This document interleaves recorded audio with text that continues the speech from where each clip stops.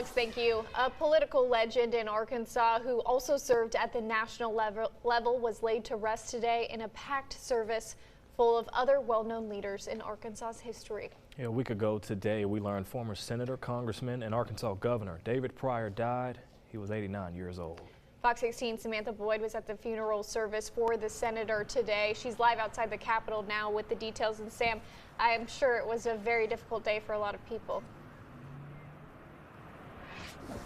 Yeah, Jessica, and there are also a lot of political giants there as well to pay their respects. And I think most notably, of course, would be former President Bill Clinton, who also spoke in the service. And then also what I think really speaks to Senator Pryor's character, both in politics and outside of politics, was the amount of support there today. And when it comes to politics, those on both sides of the aisle. We saw U.S. Senator John Bozeman, Congressman French Hill, and former Governor Asa Hutchinson.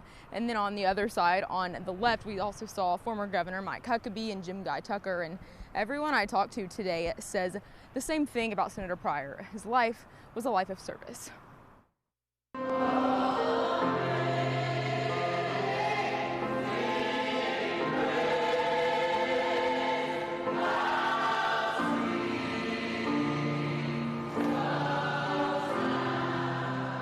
When you run the score up, there's a lot of people who are better off because David Pryor lived.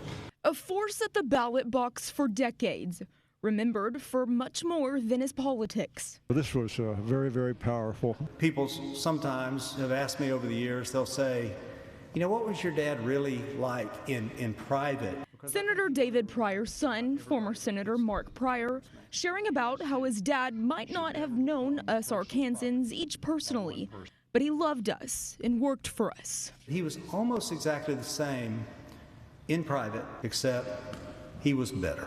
Senator Pryor started his decades-long political career in the 1960s in the state House of Representatives. He then moved on to U.S. Congress, later coming back to Arkansas and becoming governor in 1975. And then it was back to D.C. serving in the U.S. Senate until 1996 and working closely with former President Bill Clinton while he was in office. He thought that every person was entitled to live their whole lives in dignity.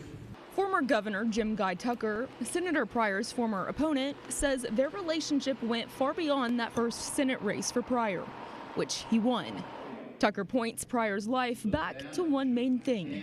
The whole discussion was about helping other people, and really that is what political offices do. All of us who were along for the ride, we're better off too, aren't we?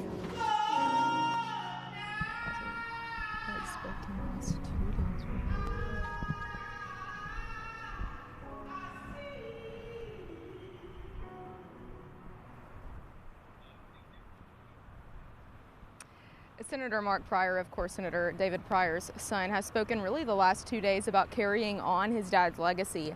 And he says the best example of that is the David and Barbara Pryor Oral and Visual History Center that's at the University of Arkansas in Fayetteville. I know they've been collecting stories, archiving everything for people to come and learn. Now, one piece of advice from President Clinton that I want to leave on was something that he left on when he was speaking at the funeral today. And he says he was sharing a story about a former staffer of Senator Pryor's back when he was in the Senate. And he says that basically, whenever you have a decision in life, if it's going to keep you from being able to pursue your values, if it's not going to allow you to put your family and your values first, to tell whatever that is, whoever that person is, that you have a prior commitment. Reporting live from the state capitol, Samantha Boyd, Fox 16 News.